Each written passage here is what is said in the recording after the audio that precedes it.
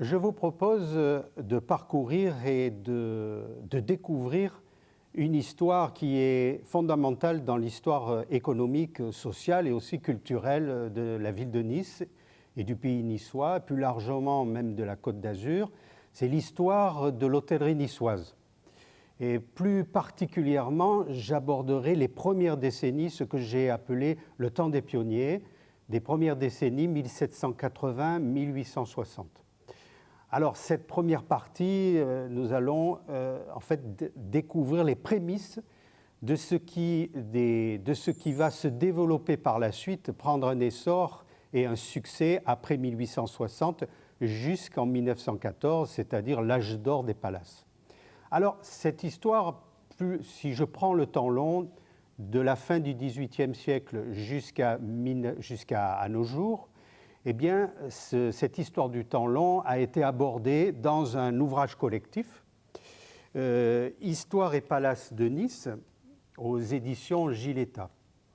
Et donc, avec mes collègues, nous avons donc exploré cette histoire donc, qui s'étend de la fin de la période de la Révolution française donc, jusqu'à nos jours. Alors, cette première partie, donc, pour bien la comprendre, aussi ce phénomène de l'apparition de l'hôtel de voyageurs.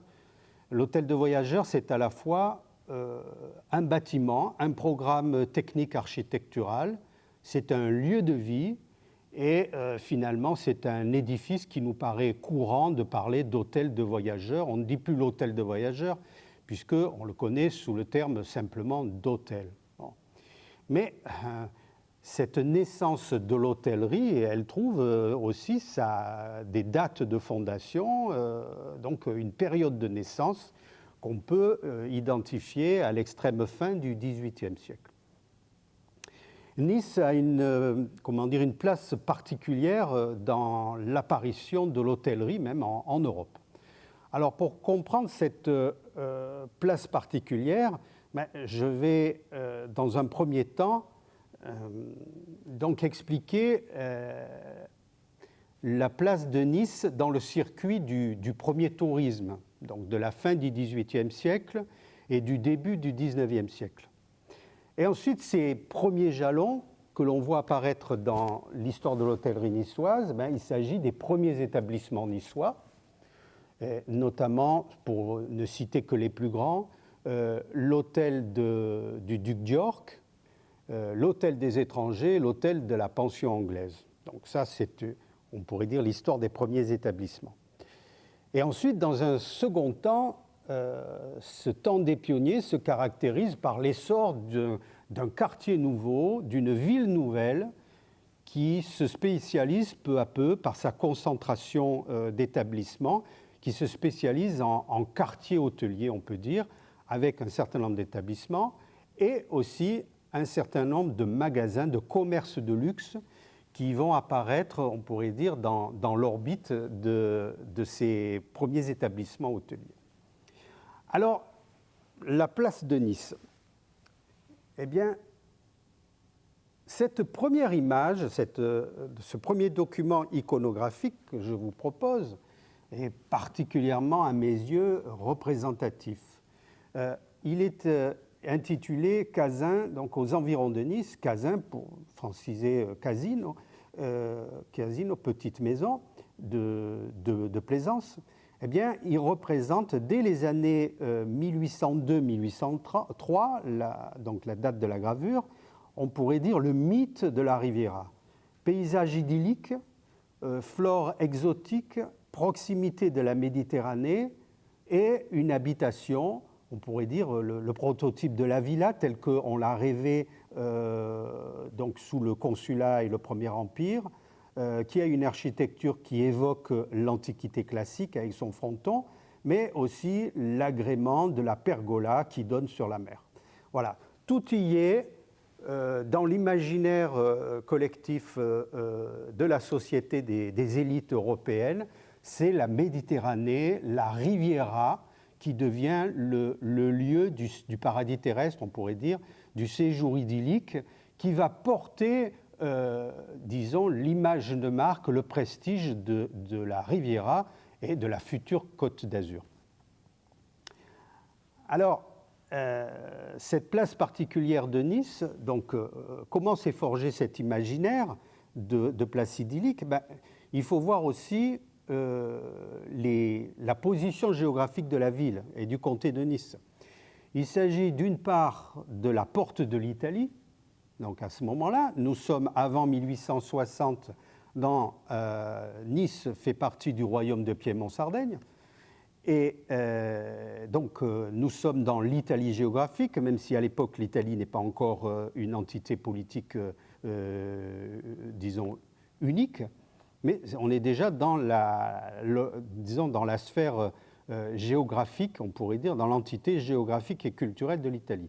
Ensuite, Nice devient une place de santé. Voilà. C'est-à-dire que la recherche de l'Italie et la recherche du meilleur climat pour se soigner forment en quelque sorte les deux attraits principaux de Nice dès la fin du XVIIIe siècle et tout au cours du XIXe siècle. Alors, la porte de l'Italie, oui, parce que les premiers voyageurs franchissent la frontière qui viennent du nord de l'Europe ou de France, et les Anglais et les Européens donc, de la partie nord. Eh bien, et quand ils arrivent en Italie, c'est en franchissant la frontière sur le Var à Saint-Laurent-du-Var. Et les premiers voyageurs, donc, qui se destinent au voyage d'Italie, à ce que les Anglais appelaient le Grand Tour, donc ce pèlerinage culturel, à travers les sites, disons, les sites archéologiques de l'Italie, les grandes villes culturelles de l'Italie. C'est aussi le Grand Tour, le voyage initiatique pour tout jeune aristocrate de la bonne société, de l'aristocratie en Europe. On faisait le voyage d'Italie. Et donc, on se rend en Italie, on arrive à Nice, on prend un logement. Et ce logement, on est encore à ce moment-là, fin du XVIIIe siècle et début du XIXe siècle, eh bien, comme logement, on se retrouve dans une auberge. Donc c'est le système séculaire de l'hébergement du voyageur, l'auberge. Donc Nice représente une étape sur ce voyage d'Italie. Ensuite, la place de santé. Ben oui, dans la conception, on pourrait dire, de l'école de médecine néo-hippocratique, eh bien, le meilleur climat, le soleil, et on pourrait dire la recherche de l'éternel printemps, éviter la grosse chaleur de l'été et les froids de l'hiver, l'éternel printemps devait garantir la santé.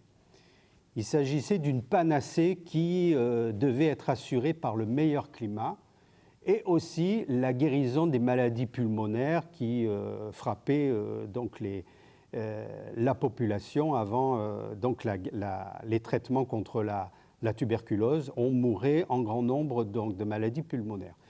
Et donc, ça va être les deux facteurs des migrations, on pourrait dire, du premier tourisme. C'est la découverte donc, de l'Italie, le voyage d'Italie, et la découverte du meilleur climat pour se soigner. Alors,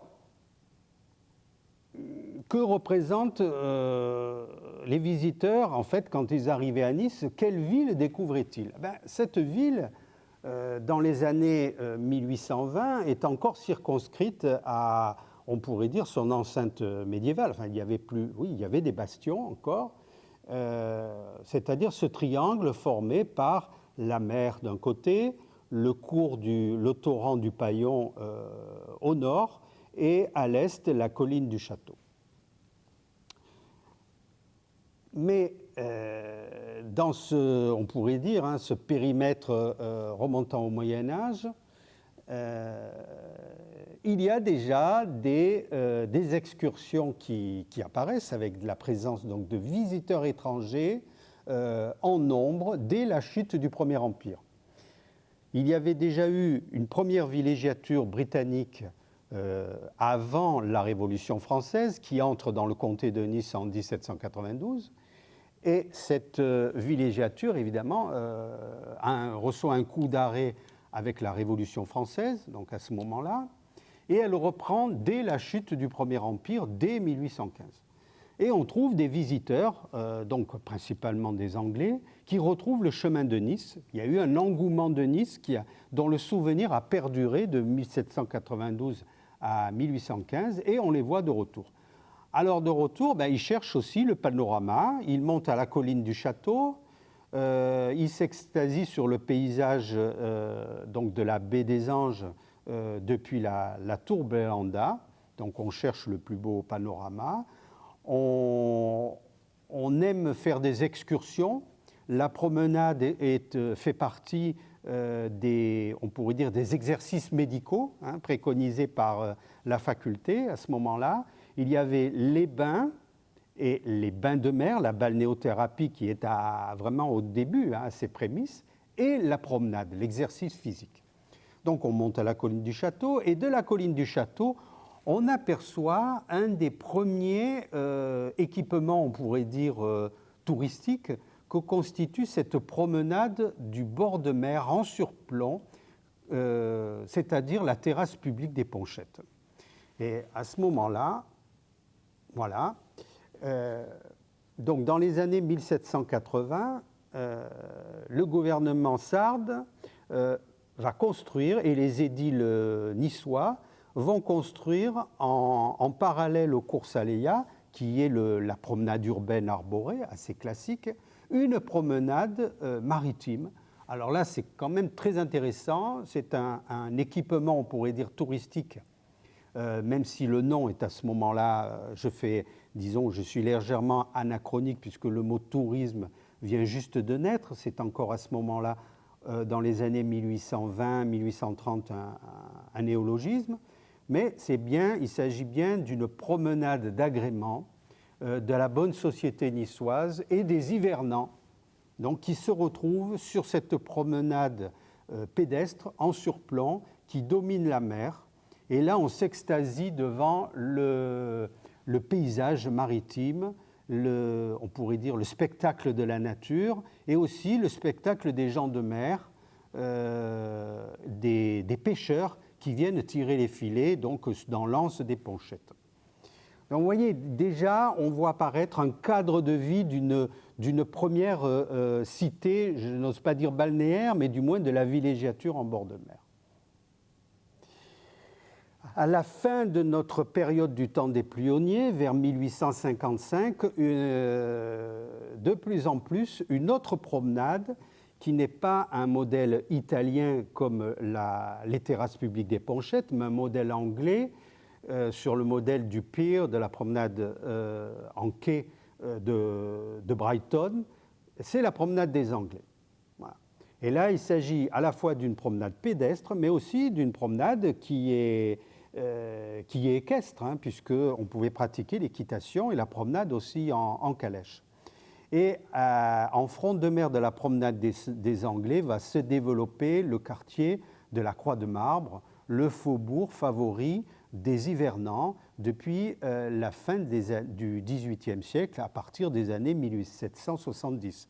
Et c'est là que va s'établir, on pourrait dire, et prendre son essor, le quartier spécialisé de l'hôtellerie niçoise.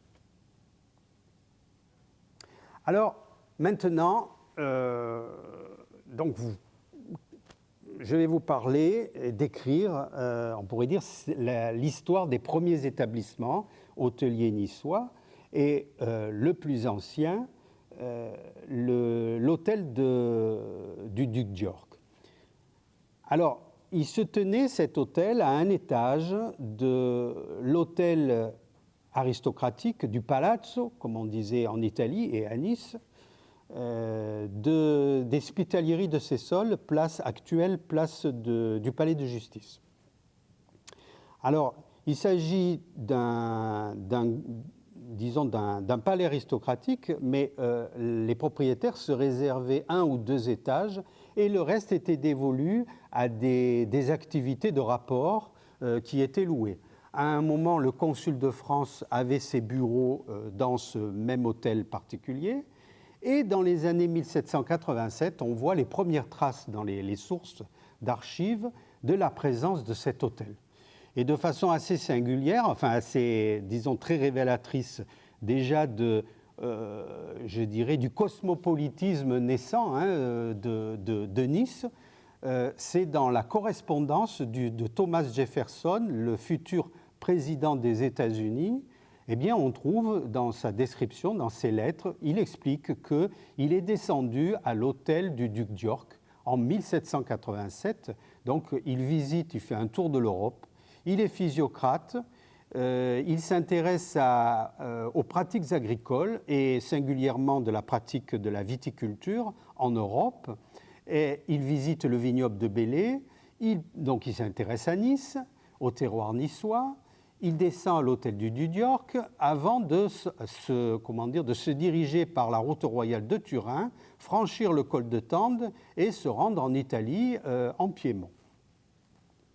Et donc, il explique qu'il est descendu dans une habitation qui porte ce nom d'hôtel.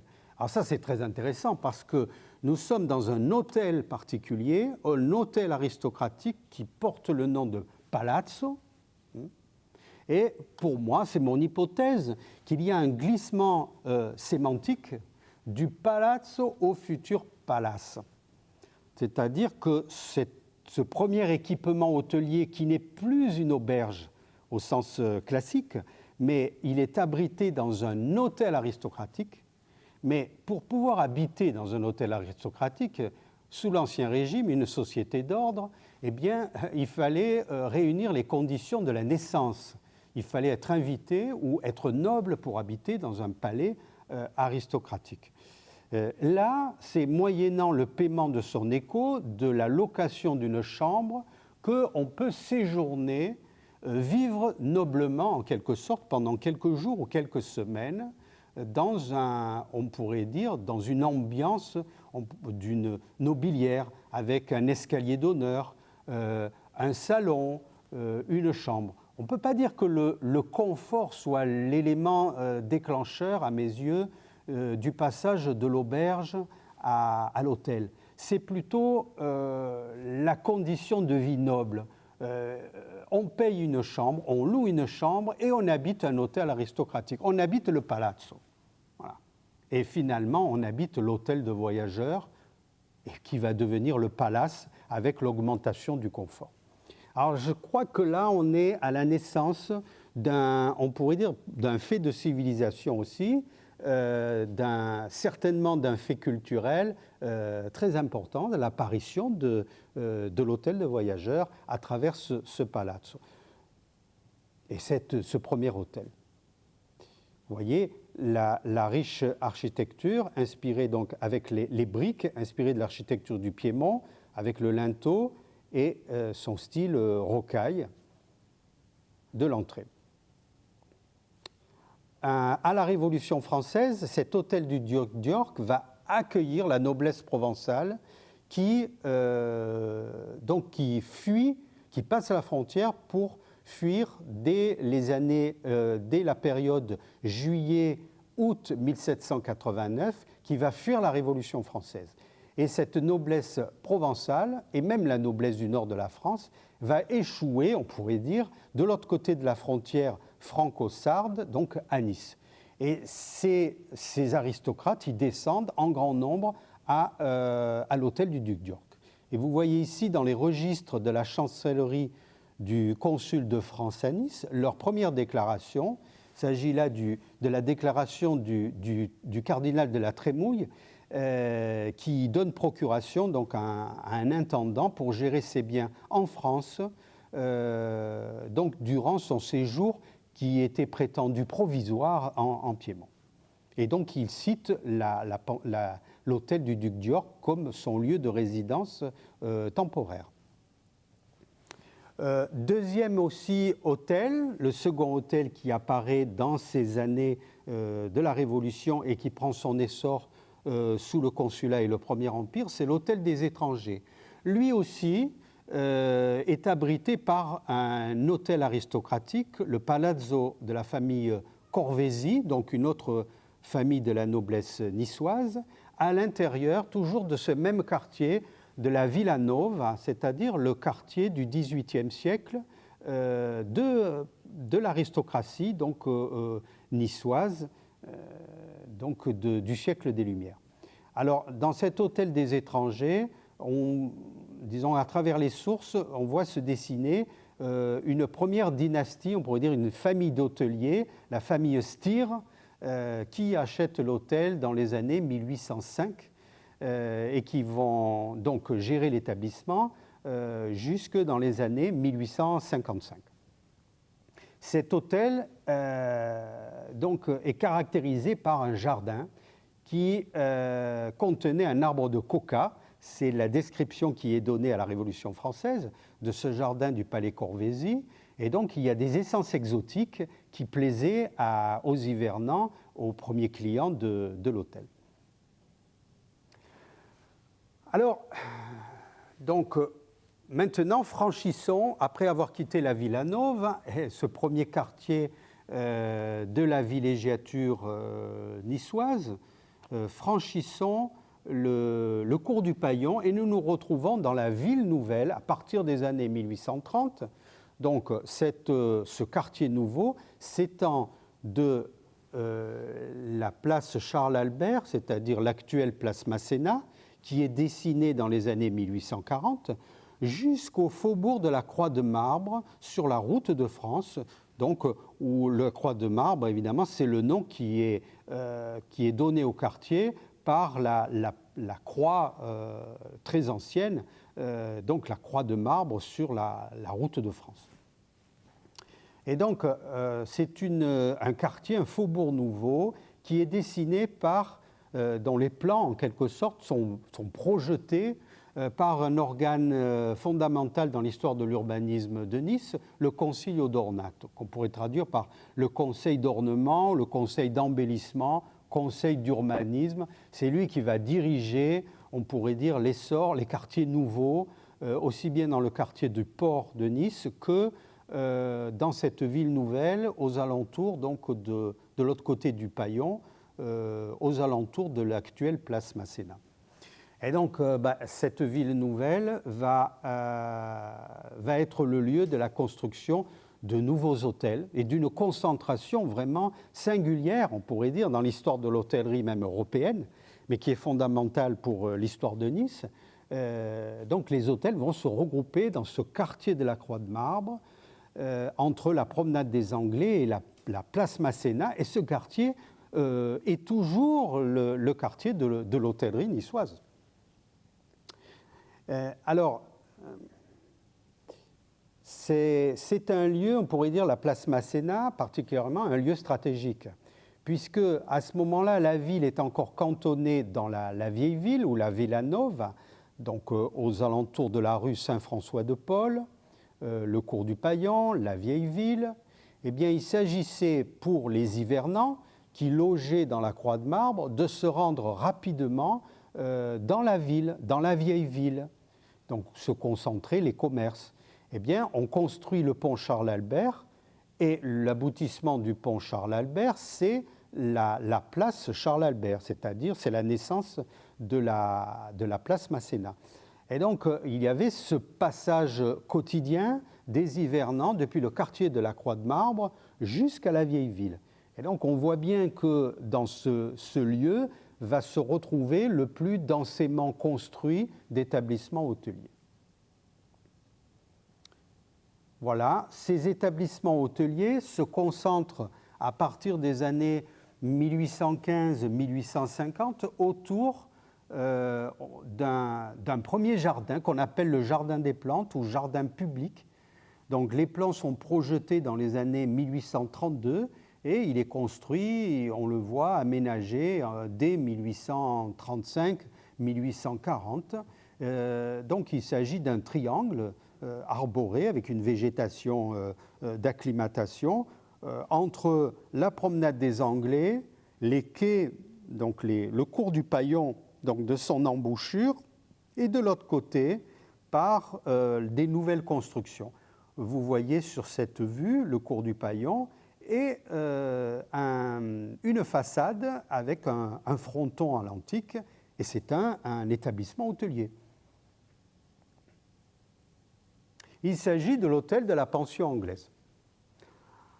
Alors, cet hôtel a été, là aussi, c'est un jalon très important dans l'histoire de l'hôtellerie niçoise, parce qu'il est une conception tout à fait nouvelle dans les années 1830. C'est le premier établissement, disons, édifice hôtelier qui a été conçu pour la fonction hôtelière. Et il a été conçu par un hôtelier. Voilà. Auparavant, vous avez vu, ces hôtels habitaient des palazzi, des hôtels aristocratiques. Mais là, il s'agit de l'hôtel-édifice. Voilà. Il a été construit pour la fonction d'accueil des étrangers et des visiteurs. Et ce concepteur, ce premier hôtelier qui dessine les plans d'un hôtel, de son établissement, il s'agit de Ferdinand Guarducci. Alors, Guarducci, c'est un Toscan. Il est né d'un père toscan et d'une mère anglaise. Alors, ça n'est pas anecdotique, parce que, donc, bon, il est italien, mais il connaît particulièrement les mœurs britanniques. Il est de double culture. Et donc, cet homme qui a aussi vécu, non pas seulement en Toscane, mais qui a vécu en Angleterre, il va s'établir à Nice et il va construire donc son hôtel pour accueillir ses compatriotes. Alors lui n'est pas aristocrate, mais il connaît la gentry anglaise et il est à même de concevoir un établissement pour accueillir la clientèle. Et disons que c'est un personnage clé dans cette histoire parce qu'il connaît la culture de ses clients. Il connaît le concept de comfort, c'est-à-dire notre confort moderne. Lui, il l'a déjà découvert en Angleterre. Et donc, il a des idées tout à fait novatrices, comme la création d'un spa. On a affaire au premier hôtel donc, contenant un spa, un bain, des bains, donc à l'usage des hivernants de la clientèle au rez-de-chaussée de son hôtel. Et vous voyez le prospectus, l'affichette, donc qu'il a idée d'imprimer. Donc il est soucieux du marketing. Hein, donc c'est vraiment, on pourrait dire, un self-made man, hein, comme on en connaîtra dans l'histoire de l'hôtellerie, avec tous les éléments, marketing, une connaissance vraiment tout à fait de la technique de l'hôtellerie. C'est un vrai professionnel hôtelier. Alors, vous voyez la magnifique la façade qui est représentée et elle est vantée donc avec un texte destiné à la clientèle. Alors cet hôtel est conçu donc avec des chambres. Vous voyez, là vous avez une image qui décrit. Vous voyez un bassin, une tache. Vous voyez le plan du rez-de-chaussée. Donc, que Ferdinand Guarducci a conçu. Et au milieu de ces pièces, il y a une vasque en teinte bleue, c'est son fameux spa, donc une baignoire de marbre qui est alimentée par un système d'eau courante, donc là aussi tout à fait peu usité à l'époque et tout à fait novateur. Il y a vraiment, c'est un bâtiment signe vraiment d'une extrême modernité à ce moment-là. Baignoire en marbre, il pense aussi à la décoration des chambres, la teinte donc les couleurs de peinture pour donc l'aménagement intérieur, le souci aussi des balcons, puisqu'il faut donner le maximum de vue aussi, ça fait partie du confort hôtelier, la recherche donc du panorama. Donc il a, en quelque sorte, il a pensé à tout, Ferdinand Guarducci, et il donne les plans à un entrepreneur de maçonnerie niçois, Monsieur Assot. Donc on a une association maçon, pas encore l'architecte, mais c'est un homme, disons, qualifié hein, pour édifier cet édifice. L'entrepreneur de maçonnerie, lui, il est niçois, et Guarducci, un toscan, un anglo-toscan, qui est donc l'hôtelier. Alors, l'hôtel de la pension anglaise, vraiment un nouvel établissement dans Nice, tout à fait novateur, va être racheté donc dans ces années 1856-1857 par Victoire Tesson, la veuve Schmitz, comme on disait, donc à Nice, Alors là, c'est un personnage, là aussi, qui fait partie de ces personnalités importantes de l'hôtellerie niçoise. Il s'agit de la créatrice de ce que je pourrais dire, je m'avance un peu, disons, dans la chronologie, mais c'est la fondatrice du premier holding hôtelier à Nice, donc les hôtels, les établissements hôteliers de la famille Schmitz. Parce que la famille Schmitz, avec Jean Schmitz, le mari de Victoire Tesson, crée un hôtel, l'hôtel de la ville à Gênes, dans la ville de Gênes.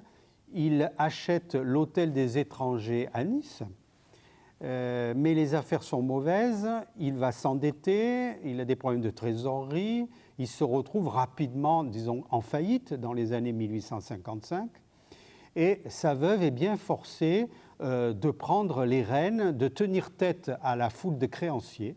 Son mari, cherchant, disons, à sauver les meubles, va essayer de tenter l'aventure à Constantinople. Il s'embarque, il va ouvrir un restaurant, mais là, les mauvaises affaires le poursuivent. Il va se suicider finalement dans l'Empire ottoman. Et elle, jeune veuve, se retrouve à devoir faire face. Elle va peu à peu remonter la pente. Elle se révèle une gestionnaire hors pair. Et donc, dans les années 1864-65, elle réussit à racheter, à rembourser l'ensemble des dettes. Elle va acheter et fonder d'autres établissements hôteliers. Il va y avoir dans les décennies suivantes la création de l'hôtel Beau Rivage, du Grand Hôtel et du futur hôtel Westminster aussi. Donc, ce premier holding hôtelier prend aussi naissance dans cette décennie 1850. Là aussi, un document que l'on retrouve dans les archives, les archives de la famille Baretti, actuellement conservées aux archives municipales de Nice, le registre de police qui est, on pourrait dire, le prototype d'un registre de clients d'hôtels des années 1850, les décennies 1830-1850, donc le registre hôtelier, registre de police de l'hôtel de la pension anglaise. Et on y trouve, on pourrait dire, toute la gentry anglaise des hivernants séjournant dans cet hôtel. Enfin, dans ce quartier hôtelier, autour du Jardin des Plantes, eh bien, autour de cet hôtel, on voit apparaître des commerces de luxe. Là aussi, c'est d'une grande modernité. On a l'habitude de parler des emplois indirects dérivés de l'hôtellerie et du tourisme qui contribuent à la prospérité, disons, à l'essor de l'économie de notre département. Mais ces emplois indirects existent déjà à ce moment-là avec ces commerces de luxe. Alors, quels sont-ils ? Ils sont à destination de la clientèle hôtelière de ces hivernants. Eh bien, ça va être des fleuristes.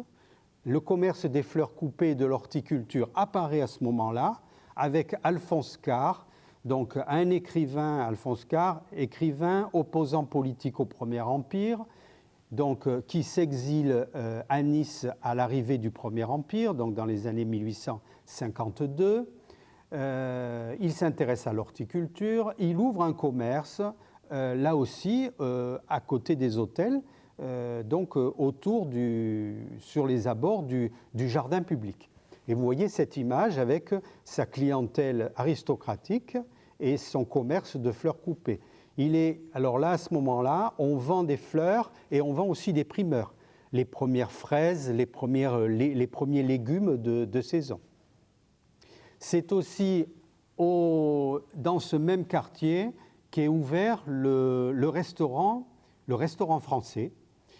Là aussi, on voit apparaître les premiers restaurants, donc toujours à destination de la riche clientèle des restaurants des hôtels. Et le restaurant anglais se situe à l'angle de l'actuelle rue Paradis et donné sur l'hôtel, sur les jardins publics. Et c'est dans ce restaurant français que le grand cuisinier Escoffier va être en apprentissage. il va faire ses premières armes, on pourrait dire, en cuisine, et il explique très bien dans ses mémoires, dans le restaurant français. C'est là où il apprend la cuisine. C'est là aussi où il explique qu'il y a un cuisinier russe pour les plats russes à destination de la clientèle aristocratique russe. Et il découvre aussi, il apprend la pâtisserie dans la première pâtisserie qui est ouverte dans le quartier des hôtels. Vous voyez, donc il faut voir ces hôtels qui naissent dans un urbanisme nouveau, niçois, ce quartier nouveau du faubourg de la Croix-de-Marbre, où gravite un ensemble de nouveaux commerces, des commerces de luxe. Et on arrive ainsi au transfert de souveraineté, donc en 1860, où le comté de Nice et la ville de Nice entrent dans l'histoire de la France. Et là, c'est une nouvelle étape donc, dans l'histoire de l'hôtellerie niçoise. Donc, l'entrée dans, cette fois-ci, l'histoire du tourisme français, des stations balnéaires françaises. Et cette histoire donc, dont j'ai donné disons, les premiers éléments de la naissance, va prendre un essor et va rentrer dans un âge d'or qui ne cessera qu'avec l'entrée en guerre en 1914.